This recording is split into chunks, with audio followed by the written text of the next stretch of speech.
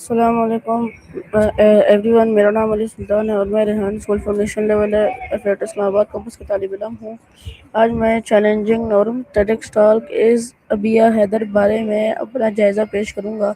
اس گفتگو میں ابیہ حیدر نے بتایا کہ معاشرے میں بہت سے روایات اور اسلوب ہوتے ہیں جنہیں لوگ بغیر سوچے سمجھے قبول کر لیتے ہیں، لیکن ترقی تب ہوتی ہے جب لوگ مثبت انداز میں سوال کرتے ہیں اور بہت تبدیلی لانے کی کوشش کرتے ہیں۔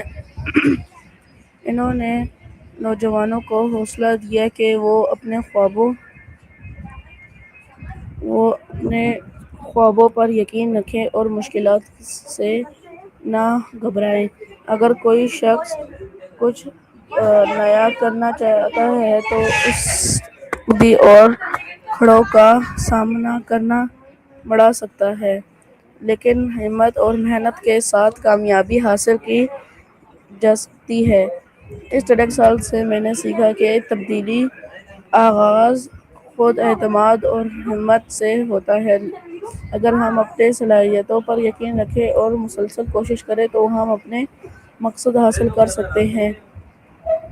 یہ گفتگو میرے لیے بہت متاثر کن تھی۔ اس نے مجھے سکھایا کہ ہمیں مثبت انداز میں سوچنا چاہیے، نئے خیالات کو قبول کرنا چاہیے اور اپنے معاشرے میں اچھا کردار ادا کرنا چاہیے۔